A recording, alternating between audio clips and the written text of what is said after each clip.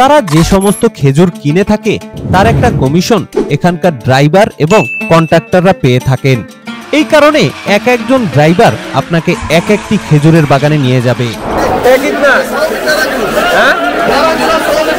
मरियम कितना करके 7 KG 100 7 KG 100 बहुत दाम खत्म ही नहीं है।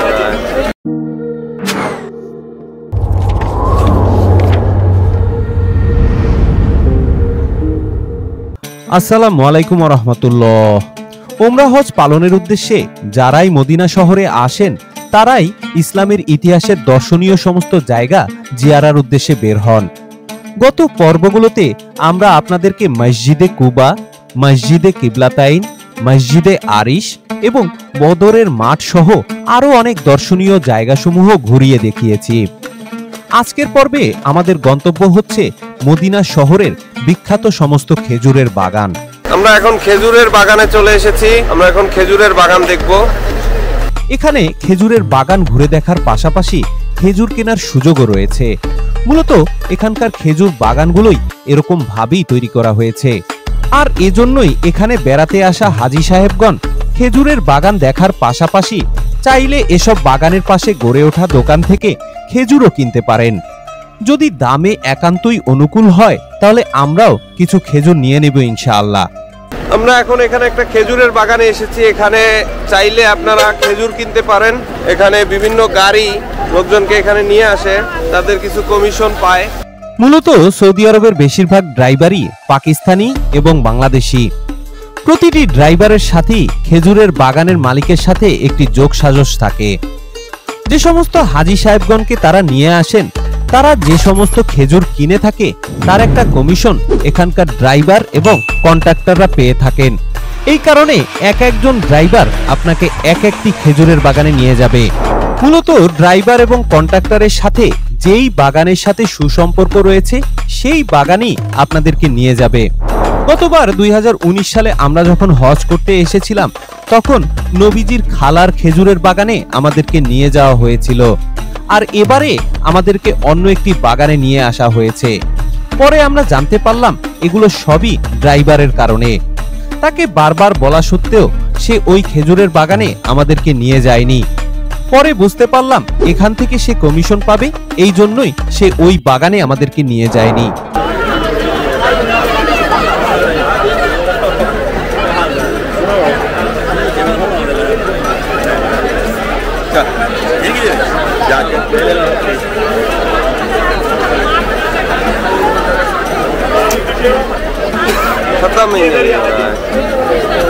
খেজুরের দোকানে ঢোকার পথই উপচে পড়া মানুষের ভিড়।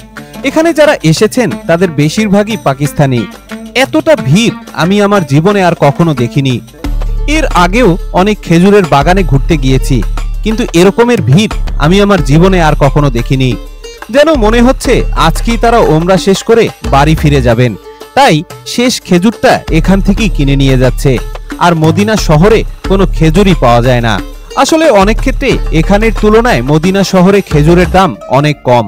তারপরও মানুষজন হুজুগের তালে অনেক সময় এসব বাগান থেকে খেজুর কিনে ফেলেন। তাই হাজী সাহেবদের জন্য আমার পরামর্শ থাকবে আপনারা ভালো করে যাচাই বাছাই করে তারপরে এসব দোকান থেকে খেজুর কিনবেন।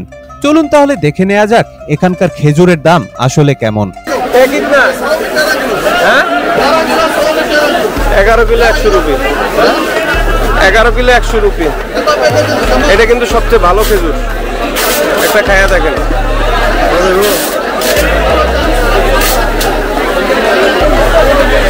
আগের বার নিচ্ছিলাম। ये कितना?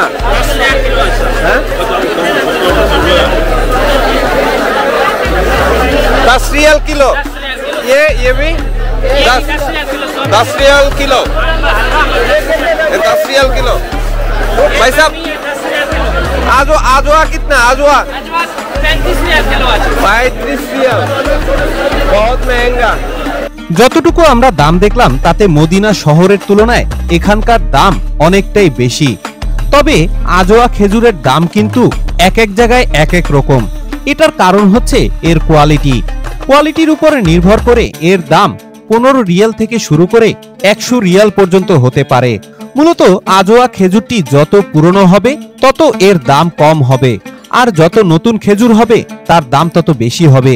এছাড়াও আজোয়া খেজুরের অন্য একটি ব্যাপারও রয়েছে। ये क्या खजूर है? 13 केजी 100।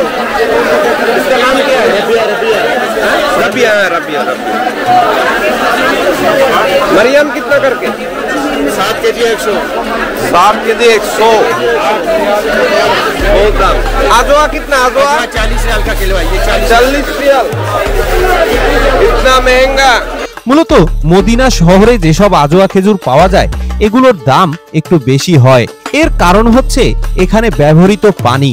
যেসব বাগানে আশেপাশের খাল এবং কুয়া থেকে পানি ব্যবহার করা হয় সেসব খেজুরের দাম অনেকটা বেশি, আর যেসব বাগানে শহরের ড্রেনের পানি প্রসেস করে নিয়ে আসা হয় সেই বাগানের খেজুরের দাম অনেকটাই কম। এছাড়াও মদিনা শহরের বাইরে থেকে যেসব আজোয়া খেজুর আসে সেগুলোর দামও অনেকটাই কম। আমরা যারা একদিন 2 দিনের জন্য হজ করতে যাই তাদের পক্ষে এসব গোমর খুঁজে বের করা খুবই দুষ্কর। তবে এখানে যারা স্থানীয় তারা কিন্তু এই ব্যাপারগুলো খুব ভালোভাবেই জানেন। এই কারণেই তারা 70 থেকে 100 রিয়াল করেও খেজুর কিনে নিয়ে যান, কারণ এগুলো হচ্ছে মদিনা শহরের বিখ্যাত খেজুর। এই আজোয়া খেজুরই হচ্ছে শিফা, যা নবী সাল্লাল্লাহু আলাইহি ওয়াসাল্লামের বিশেষ মুজিজায় আল্লাহ তাআলা তৈরি করেছেন। সুতরাং মদিনার খেজুরের বাগানের আজকের পর্ব থেকে আমরা এখানেই বিদায় নিচ্ছি। ইনশাআল্লাহ আগামী পর্বে মদিনা শহরের অন্য কোনো জায়গায় আবার আপনাদের সাথে দেখা হচ্ছে। সে পর্যন্ত বিদায়। আসসালামু আলাইকুম ওয়া রাহমাতুল্লাহ।